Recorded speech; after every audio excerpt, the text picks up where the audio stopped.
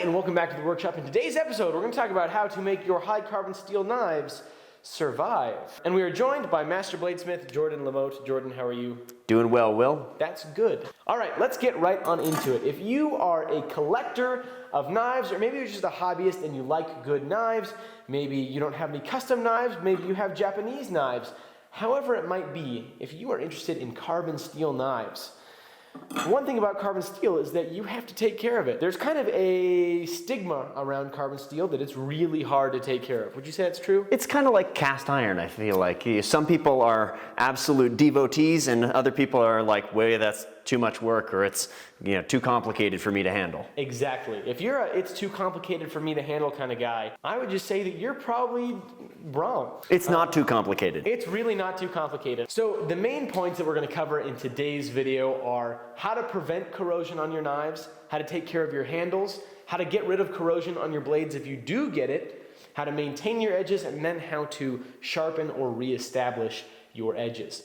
Now, really quickly, an interesting thing to note about all of the containers that hold wax in this shop, they're all round. And that is because when you're storing something that is physical, that you need to be able to scoop things out, it's important to store that in a round space. But when you're storing digital information, you should do that in a square space. And that's awfully convenient because Squarespace just so happens to be today's video sponsor.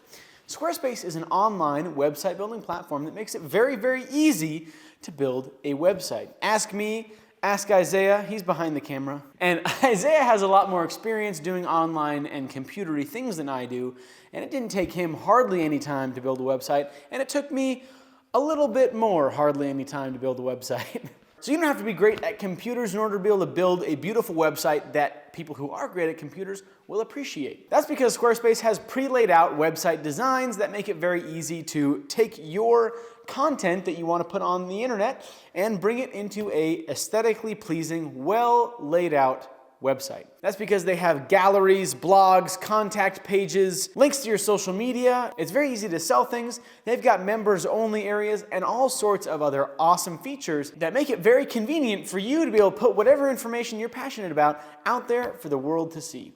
So if you guys are interested in purchasing and building a Squarespace website, go to squarespace.com/Will Stelter and use code Will Stelter at checkout for 10% off your first purchase of a website domain or website. So thank you, Squarespace, for sponsoring today's episode with that. Let's hippity hop back on into talking about how to take care of yo knives. So let's get right on into it. The biggest thing for avoiding corrosion, Jordan, what do you think? The biggest thing is just to not leave water on your knife. Don't leave it wet. So when I'm in the kitchen, I'm cutting whatever vegetables I'm cutting. As soon as I'm done with all the food prep, I'll just take that knife, I'll rinse it gently under the water. Usually you don't need much soap or anything. Rinse it under the water, dry it off, put it away. And that's just a really good habit. I mean, from the point of view of a kitchen, you don't have the knife sitting around. If it's out, it might get something dropped on it. It might get bumped off the counter, whatever it is. Or it might hurt you. So it's just a good, safe kitchen practice. Wipe it off, put it away. I keep my knives in kind of a little knife block in a drawer, but if you have a knife magnet or something like that, that's another great option. We also, most of the time, if you buy a nice kitchen knife, it'll probably come with a padded zipper case. That's an okay storage option. It's not necessarily the absolute best because if any moisture does get in there, it might hold on to it a little bit better than a hard, dry surface like a knife block or a magnet. So you've wiped your knife off, you put it away, you're probably going to avoid corrosion that way. But the next step that you can kind of take to really help protect the knife is adding some sort of, you can call it surface coating. Yeah, we want a coating of some sort of fat basically on the surface to keep the water out, something hydrophobic. Exactly. And that can either be, generally the two forms that are really popular are oils or waxes. I'd say that's kind of the only two forms actually. Yeah, pretty much. But unfortunately, there are so many options that it can be kind of hard to try and figure out what you want to go with. I'll talk about a few of the ones that I really like, the ones that I enjoy, and I think Jordan probably uses a couple different ones as well. And so I'll just jump right on into it. For taking photos of knives, I really like oils. It's easier to get everything shined up and whatnot. And it's just kind of a lighter, maybe easier method. I find oils very flexible. If you have a lot of oil on the blade, you can pretty easily wipe it off. You can degrease it if you need to. If you need to, say, re-etch a Damascus blade, you can just, wipe with a little dish detergent and water and clean off the oil so that you can really re-etch it and clean it and refinish it Waxes are a little more intractable. Yeah, they're pretty stout oftentimes. So I'm just going to talk about a couple of the oils that I really like to start off with. Some of them are knife-specific oils. Some of them are not knife-specific oils. So I'd say a good general all-use knife oil would be mineral oil. Mineral oil works great. You can buy it at the store. Just buy pure mineral oil. It's food grade. It'll work on your handles. It'll work on your blades. It's a little bit thicker than some of the other oils that we'll talk about here. You can also use almost any oil that you have in your kitchen. Yeah, I've Olive used oil, avocado oil, coconut oil. They kind of all work. They all work. Yeah. Advantage to mineral oil or one of these kind of proprietary knife oils over a cooking oil is that if you leave it for an extended period of time, you'll be sure that it won't go rancid. And sometimes cooking oils will go rancid over, long periods of time, like years. Yeah, good thing to keep in mind, certainly. Two of the knife oils that are knife-specific oils that I really like is the Trojan Horse Forge knife oil. They sent me a couple vials of this, and I went through it. It's a nice light oil, and so it goes on very easily. It comes off very easily as well. It doesn't taste like anything. It's got a nice little dauber that it comes with. And then the one that I've been using for the longest time is called Camellia oil. I get this at bladegallery.com, and this is the knife oil that I've been using for the absolute longest amount of time. I really, really like it. It goes on nice, looks good on handles, looks good on blades. Food safe, doesn't really taste like anything. Are you a Camellia oil user? No, I've never used it. What's your go-to knife oil? I use mineral oil for all of my knives, yeah. Another non-food safe option, but from what I understand provides just about the best level of corrosion resistance, is 3-in-1 oil. Just plain old 3-in-1 oil goes great on non-culinary knives. Please don't eat the 3-in-1 oil. I know it smells good. It's not for your body though. Don't use it on your kitchen knives. Yeah, don't use it on your kitchen knives. Don't use it on your food. This would be a good one to put on something like a carbon steel. Well, I wouldn't put it on a hunting knife, but maybe a fighting knife. If you're doing a lot of knife fighting and your knife is constantly getting rusty, this would be a good option for that. Or just kind of like art knives, heavy use outdoor knives, stuff like that. 3-in-1 oil is a good option. So those are kind of our oils, our very light ways to protect a knife. And then we've got some pretty heavy duty ways to do it. I've got 4 different waxes here. Some of them are pretty similar, some of them are not. We'll start off, you got kind of 2 different camps. You've got the hard waxes, and then you've got the soft waxes. What are your go-to hard waxes? I don't use many hard waxes. I have one little bit of carnauba wax that I use on some handles sometimes, but I don't generally use it on blades. Okay. Well, Jordan's a soft waxer, but I'll talk about 2 kind of semi-hard waxes. You use Ren wax, don't you? I don't actually, but I would like to get some, sometime. Wow. Ren wax is kind of the industry standard for a hard wax. Again, it's not a food safe wax, but for anything that is not, art knives. It was developed by, this is the British Museum for Artifact Conservation. Yeah. So it's the real deal. You put it on, spread it around, and then wipe it off, and it leaves a very nice hard wax coating over a piece. This stuff is awesome. You can get it kind of all over the place. I buy it again from Blade Gallery. And then another kind of bespoke wax. This is a wax called Pelican Paste. I really enjoy it. It's a carnauba-based wax. It's food safe. It goes on and kind of hardens a little bit. So it's kind of not like a full carnauba wax, which hardens a lot. It is softened up with a few things, but it's totally food safe. It smells good. It smells like oranges. It'll go on, it'll hang on to things, especially in kind of the bottoms if it's not something that's getting rubbed on a lot. That being said, this will also probably hang on a little bit better than a soft wax to a high wear area. The real advantage to hard waxes is that if you want to leave a piece, say, in a collection for a long period of time, they're pretty much maintenance free. You can wax it and it will be fine for like decades. Yeah. Oils require more maintenance, which is why I prefer them for using knives. But if you're going to have a collection full of knives, Ren wax or Pelican Paste, something solid to keep it good for a while. Totally. And then 2 of the most popular soft waxes right now are Axe Wax and Wicked Wax, and they are really similar. You're an Axe Wax user? Axe Wax, and I would add one more to that list, which is Beekeeper's Gold.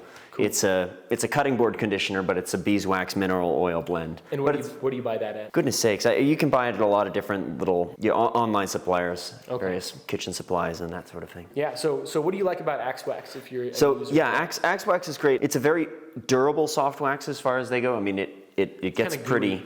Yeah, it gets pretty gummy over time, and that gives a good layer of protection. I like using axe wax when I do my Koftgari on handles and that sort of thing, where there are lots of little kind of nooks and crannies that I want to seal really well. I'll use axe wax, apply it hot, and it really... I was gonna ask if you use it hot, because that's another thing about that Pelican paste stuff is I'll rub it on cold and then use a heat gun and let it kind of melt into the blade, and it hangs on very good. So axe wax, it's another food safe, I'd call it kind of like a medium maybe wax. It's not super soft, not super hard. It doesn't harden in the same way that like a carnauba wax does. Wicked wax is just a little bit softer than axe wax, and so I like it for, it goes on easy, comes off relatively easy. So big fan of that wax.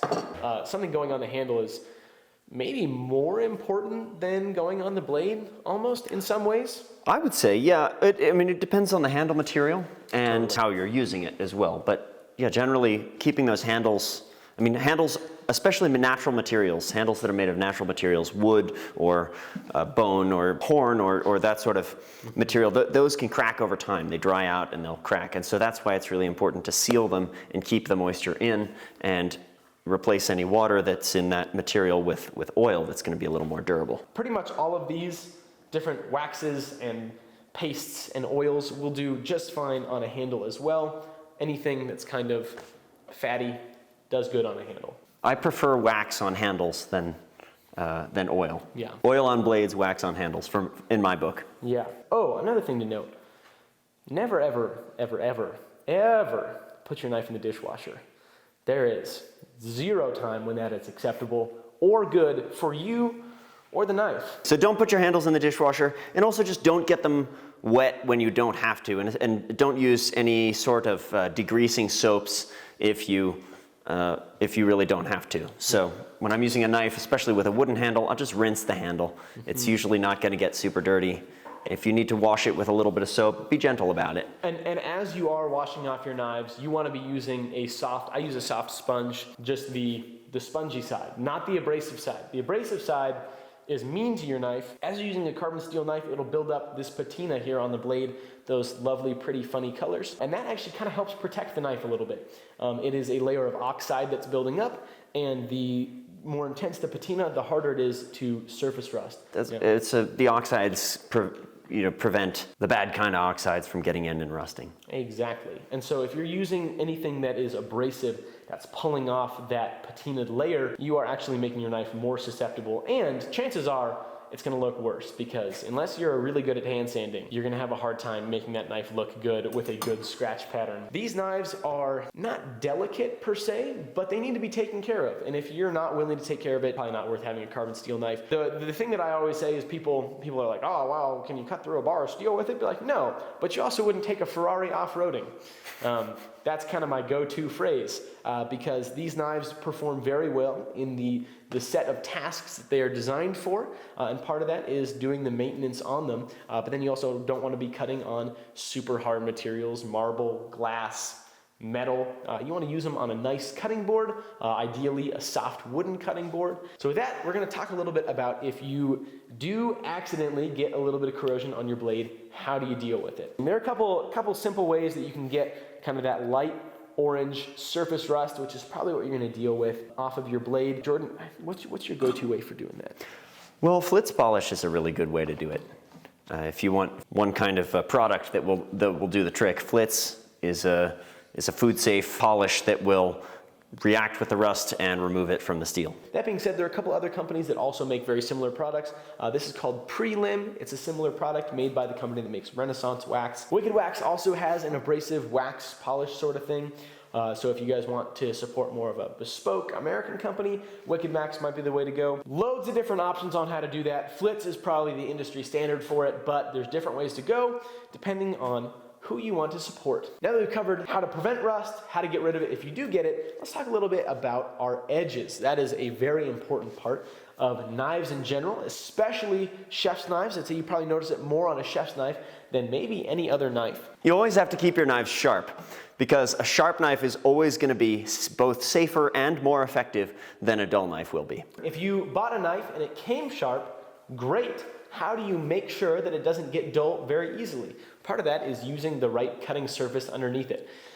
Talked about it earlier. You don't want to be using A glass cutting board, you don't want to use a metal cutting board. I know metal cutting boards are fun and cool, but you just don't want to use them. You also don't want to be cutting on your countertop. Whatever your material of your countertop is, if it's granite, if it's whatever that hard linoleum stuff is. Corian or whatever, yeah. Yeah. It's all hard, and it's Yeah. all going to damage the edge. Yes, you don't want to do that. You don't want to take your Ferrari off-roading. I think that end grain cutting boards are probably the best. End grain, softwood, synthetic, bamboo, glass. But no matter how good your cutting board is, no matter how good your steel is, eventually that edge is going to start doing this. Now when that happens, that is the time to catch it, because what happens over time is that edge will start to roll, and then it'll roll all the way over, and you have a ball of steel rolled over on your edge.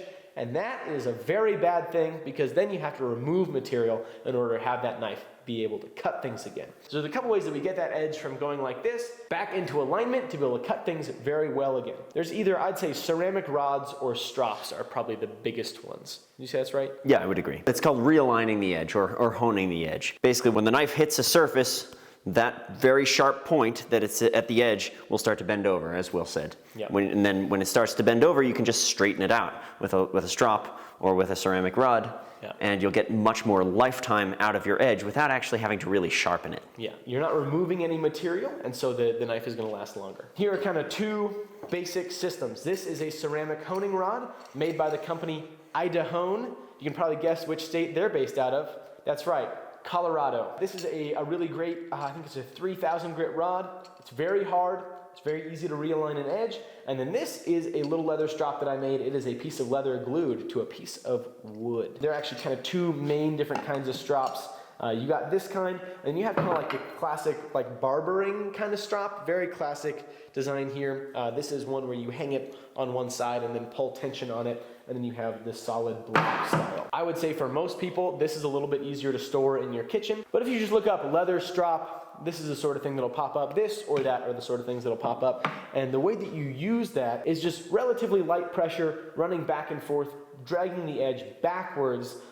You don't want to push forwards, because if it's a knife, it's made to cut things, and it'll cut things.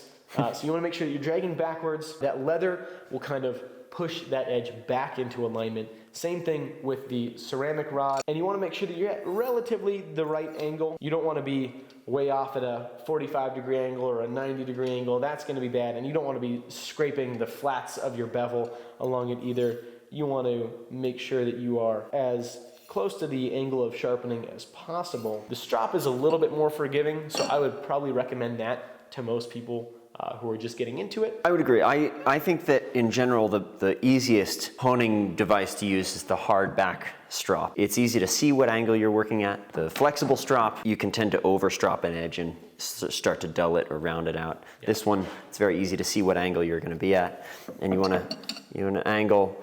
They say, on a chef knife, you should be able to slide a matchbook under the back.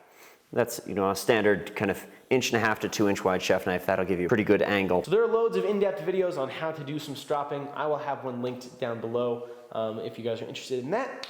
With that out of the way, you've kind of used up the life of your edge, because as it works back and forth, it will work harden and it will start to chip out, and you just won't be able to keep on stropping it back into realignment. It will eventually need to be sharpened, and sharpening, as opposed to realignment, is not doing this, but it's actually removing material, taking material off of the edge. The way that I like to do it on chef's knives, and the way that Jordan likes to do it on chef's knives, thankfully, is the same way, and that is with Japanese water stones. Jordan, what kind of stones do you generally use? Well, so I guess I technically don't use Japanese water stones. I start with the DMT stones. Okay. They're diamond plates, so that it's a plate of steel with industrial diamonds embedded on it, and they're really nice because they cut really smoothly and they don't dish. They stay perfectly razor flat, so you have a lot of control. And then I usually finish with a Belgian blue stone. It's a natural stone from Belgium that's about 4,000 grit, and it's also a water stone. Very easy to use. You don't have to soak it or anything like you do a lot of the Japanese stones. You just throw water on it and go, and it's all good. I like to use Japanese stones just because that's what I bought way back when, and it's just what I've been using. I would like to get some diamond plates at some point, because I think that those are an awesome tool and an awesome option. Whenever I recommend a stone to somebody, I always recommend Japanese water stones as a place to start. They're very affordable. Yeah. And diamond plates and the natural stones can be pretty pricey. And so if you're a chef as a living, if you're a knife maker as a living, you need to be sharpening a lot of knives. It makes sense to spend a lot on a really nice stone. Yeah. If you're just cooking in your home, maybe a Japanese stone is a better bang for your buck. That's what I use in my kitchen. What stones would you use? So for just general kitchen knife maintenance, I use a 1,000 grit water stone. That's fair. Japanese 1,000 grit water stone. That's plenty. And then if you have a strop on top of that to do the final edge finishing, those two tools will get you as far as you need to go. If you want a really fine edge, then maybe you need two. Maybe you need a 1,000 grit and something in the 4,000 to 6,000 range. Yeah, you can get a 3,000, 8,000, or a combo stone like that. The reason why you would maybe want to go up into a higher range of grits is because if you think about the grit on something and the way that it affects an edge, say 1,000 grit looks like this with saw points like that, and then 3,000 looks like that, where the little teeth on the edge of it are closer together. And then 10,000 looks like that, where it's very, very, very fine. And each of those points has the ability to dull and fold over. And so the finer grits you have, the closer and smaller those points are, the longer that edge is going to last. I personally like the feel of the cut of a 1,000 grit. I like a toothy edge. I think that's my favorite edge. Unfortunately, they don't last as long as a 4,000, 6,000, 8,000, 10,000 grit edge. And so oftentimes I will go up to that really high mark with my knives, just because I think that it is a better thing to be able to send them off with, and it means that I have to spend less time overall sharpening because I only have to do it every once in a while. You're right, you can get into it for 1,000 grit and a strop. And you can get a strop that you can load with compound, which kind of helps polish up to a little bit higher grit. So one of the most common is a green chrome compound. It's a buffing compound, green chrome buffing compound. I use a 1 micron diamond paste, which is super nice, cuts really fast. there's our green. That's the green compound. Rub a little bit of the green chrome compound on the strop and then just start using it, and that lasts for a long time. You don't really have to reapply this compound very often. Yeah, again, there's loads and loads of videos on how to do different sharpening techniques, and I'll again have one of those linked down below because, again, there's a lot of misinformation out there. But there are a couple great channels that do a lot of talking about sharpening and different stones and all of that fun stuff, and we'll have some of that information linked down below. And then the last thing that is, in my opinion, not super relevant for custom carbon steel knives would be a steel, a knife steel. And that is something that has a bunch of sharp ridges, very fine, small sharp ridges that run down the steel. And that is actually peeling off little strings, little burrs off of your edge. So you are actually removing material with a classic knife steel. There are honing versions, but most of the ones that we see are a steel removal tool, and they mainly work on softer knives. The stuff that we're dealing with now, what's popular is hard knives. Japanese stuff is hard, most custom stuff is hard, usually 61 Rockwell or above for a chef's knife, oftentimes 62, 63, sometimes higher than that. And a knife steel isn't going to do terribly well on that. You'll probably get a very chattery, icky edge. I'm not a fan of using them on hard knives. What do you think, Jordan? I agree. A steel works nicely on soft knives, but on hard knives it will tend to chip that edge. We should also probably talk about all the don'ts. Generally, I recommend staying away from carbide sharpeners because they leave very rough, coarse edges that break down quickly. They rip off a lot of material too. Those pull-through sharpeners. The pull-through sharpeners, they wear your knife out very quickly. The belt grinder sharpeners that exist, they have a little mini belt sander that sharpens the knife. I also recommend staying away from those unless you have a very specific application that you need it for. Yeah. It's easy to misuse them and to wrap a chef's knife with them or something like that for kind of maybe like a hard use, heavy duty knife. It might be a little bit more well suited, but for the most part, I would definitely not recommend using them on anything with like a super thin edge, especially chef's knives. Another note about stones that we didn't mention before is that the shape of a chef's knife edge is very particular, and it's extremely important that you don't have any recurve in your edge. You want that whole edge to be able to contact as you rock the knife down along the cutting board. And anything that has a very small area of contact, it's very easy to remove material, too much material in the area that's near flat on an edge. And so those little belt grinder sharpeners, even the pull-through sharpeners, stuff Definitely. like that, it's really easy to get a recurve worked into your edge. What would you normally recommend to people for a sharpening system that is they can use it without having to put hours and hours and hours of practice into? I mostly recommend stones. I don't really recommend other sharpening systems to people. I also recommend stones to just about everybody. That being said, I also think that those like KME style, the wicked edge sharpeners that has a set angle, you have a lot of control with it. You're not going to be overheating your edge. They probably work a little bit slower than stones. There's more risk of getting a recurve in your edge. That being said, another benefit of stones is the ability to have like a micro convexing in it. They're going to be faster for the most part.